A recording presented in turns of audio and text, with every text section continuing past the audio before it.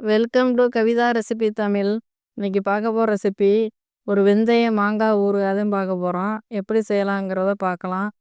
First இந்த recipe செய்கிறதுக்கு ஒரு மாங்காய் இந்த மாதிரி கட் பண்ணி வச்சுருக்கேன். இந்த அளவுக்கு இந்த மாங்காய் கொஞ்சம் லைட்டாக பழுத்த மாதிரி ஆயிடுச்சு.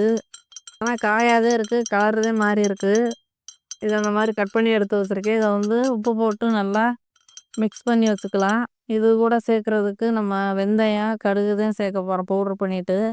இப்போ ஒரு மாங்காய் எடுத்து இந்த மாதிரி கட் பண்ணி வச்சுருக்கோம்ல, இதை வந்து ஒரு ஸ்பூன் உப்பு போட்டு நல்லா கலந்து விட்டுக்கலாம். கல் உப்பாக இருந்தாலும் சரி, தூள் உப்பாக இருந்தாலும் சரி, எதுவாக இருந்தாலும் இந்த மாதிரி கிளறிக்கோங்க. இப்போ கிளறிட்டு இது கூட பவுட்ரு பண்ணுறதுக்காண்டி வறுத்துட்டு தான் பவுட்ரு பண்ணணும். கடுகு ஒரு ஸ்பூன், வெந்தயம் எடுத்து வச்சுருக்கேன், பெருங்காயத்தூள். இப்போ அந்த கடுகையும் வெந்தயத்தையும் நல்லா லைட்டாக வறுத்துட்டு மிக்ஸி ஜாரில் பவுட்ரு பண்ணிக்கலாம். முழுமையாக ஸ்டவ்வை கம்மி பண்ணிவிட்டு லைட்டாக பொன்னிறமாக வறுத்து எடுத்துகிட்டு வரலாம்.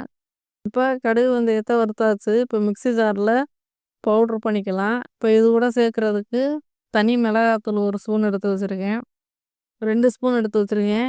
மிளகாத்தூள் வந்து இந்த வெந்தயங்கள் வந்து ஒரு ஸ்பூன் இருக்கும். இப்போ இது கூட சேர்த்து நல்லா கலந்து விட்டுக்கலாம். இந்த பவுட்ரை எல்லாம் இந்த மாங்காயோட நல்லா கொட்டி இந்த மாதிரி கலந்துக்கோங்க. பெருங்காயத்தூள் ஒரு 1/2 டீஸ்பூன் போட்டு நல்லா கலந்து வச்சுட்டு இதை இப்போ வந்து நான் வெயிலில் தான் வைக்க போகிறேன். வெயிலில் வச்சுட்டு வந்து கொஞ்சம் நேரம் கழித்து இதை தாளிப்பு கொடுத்துக்கலாம். இப்போ வெயிலில் வச்சு எடுத்துகிட்டு வந்திருக்கேன். திரும்பவும் நம்ம தாளிச்சிட்டு திரும்பவும் வெயிலில் வச்சு டெய்லி இந்த மாதிரி வெயிலில் வச்சு தான் எடுக்கணும்.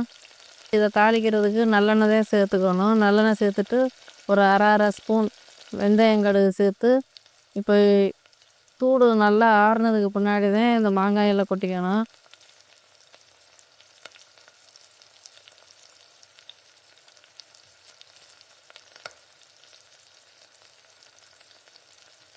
இப்போ எண்ணெயோடைய சூடு ஆறுனதுக்கு பின்னாடி இந்த மாங்காயில் சேர்த்து நல்லா இந்த மாதிரி கிளறிக்கங்க. இப்போ நல்லா கலந்து விட்டாச்சு. திரும்பவும் நான் வெயிலில் தான் வைக்க போகிறேன். டெய்லி இந்த மாதிரி வெயிலில் வச்சு எடுக்கிறப்ப நீங்கள் 6 மாதம் 1 வருஷத்துக்கு கூட வச்சு மாங்காய் ஒரு நல்லா இருக்கும், கெடாமல் இருக்கும். நான் வந்து வீட்டில் யாரும் சாப்பிட மாட்டான்ட்டு ஒரு மாங்காய் தான் இந்த மாதிரி செஞ்சு வச்சுருக்கேன். நீங்களும் இந்த மாதிரி மாங்காய்க்கு ஏற்ற மாதிரி கூட்டி குறைச்சி நீங்கள் ஊறுகாய் செய்யலாம். இந்த வீடியோ பிடிச்சிருந்தா லைக் பண்ணுங்கள், ஷேர் பண்ணுங்கள், சப்ஸ்கிரைப் பண்ணுங்கள்.